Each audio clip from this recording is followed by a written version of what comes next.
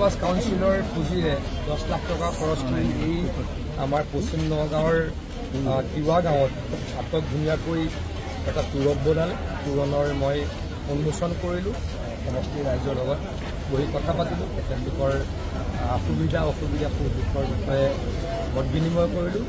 3টা কাম কৰি দিম বুলি প্ৰতিশ্ৰুতি দি গ'লোঁ। এখন আমাৰ ফিল্ড আছে, তাতে এটা মিনি ষ্টেডিয়াম, আমাৰ এটা ৰংগমঞ্চ আছে, তাক অলপ ডেভেলপ কৰি দিম, আৰু শ্মশানখন আছে, তাতে কাৰেণ্ট আৰু পানীৰ ব্যৱস্থা নাই।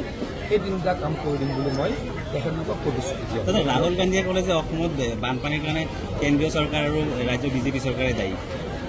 চাওক, আপোনালোকে হয়তো এটা কথা দেখিছে যে আগতে যেতিয়া কংগ্ৰেছ চৰকাৰ আছিল, কংগ্ৰেছ চৰকাৰৰ দিনত অসমত 250 কোটিমান টকা বছৰত খৰচ কৰিছিল। মই তথ্য সহকাৰে কেতিয়াবা জনাম, কিন্তু মই লামচাম কৈছোঁ 250 কোটিমান টকা কংগ্ৰেছ চৰকাৰৰ দিনত বছৰত বান নিয়ন্ত্ৰণ বিভাগে খৰচ কৰিছিল।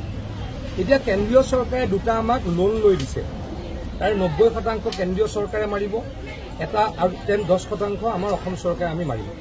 সেইটো হৈছে এটা ADB বুলি বেংকৰ পৰা লোৱা টকা, তাত আছে প্ৰায় 3,500 কোটি টকা, আৰু ৱৰ্ল্ড বেংকৰ পৰা 1250 কোটি টকা, মানে কিমান হ'ল 5,000 কোটি টকা। তাৰ 90% কেন্দ্ৰীয় চৰকাৰে দিব। কেন্দ্ৰীয় চৰকাৰে আমাক টকা ইতিমধ্যে দিলে। পৰ্যায়ক্ৰমে ব্ৰহ্মপুত্ৰৰ গৰাখহনীয়াৰ কাম প্ৰটেকশ্যন চলিব। এইবাৰ আমাৰ মৰিগাঁও জিলাতে প্ৰায় 400 কোটি টকা আছে। মৰিগাঁও জিলাতে আপোনালোকে চাওক, মায়ং আৰু মায়ঙৰ পৰা লাহৰীঘাটলৈকে প্ৰায় 400 কোটি টকা আছে। ঠিক তেনেকৈ ডিব্ৰুগড়ত আছে, ঠিক তেনেকৈ অসমৰ অন্য অঞ্চলবিলাকত আছে।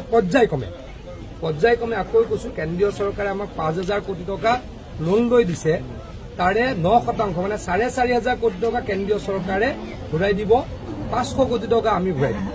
তাৰপিছত অসম চৰকাৰে আমি প্ৰত্যেক বছৰে আমি 1,000 মিনিমাম কোটি টকা খৰচ কৰোঁ বানপানী নিয়ন্ত্ৰণৰ কাৰণে।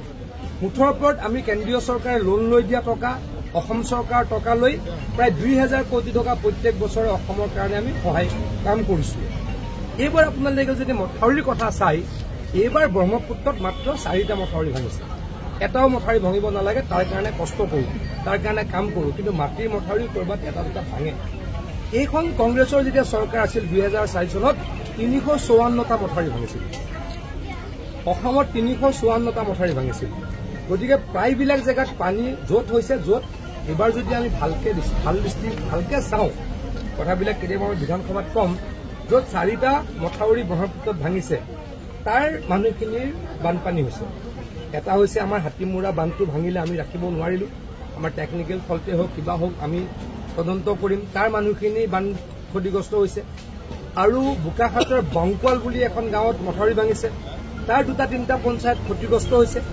আৰু জুবিনীধাৰী বুলি এটা জাগা মাজুলীত মথাউৰি ভাঙিছে, তাত 3-4খন পঞ্চায়ত ক্ষতিগ্ৰস্ত হৈছে।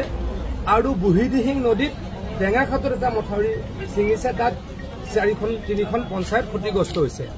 তাৰ বাহিৰে ক'ত বানপানী হৈছে, যিবিলাক অঞ্চলত মানুহ মথাউৰি আৰু নদীৰ মাজত থাকিম বুলি লয়।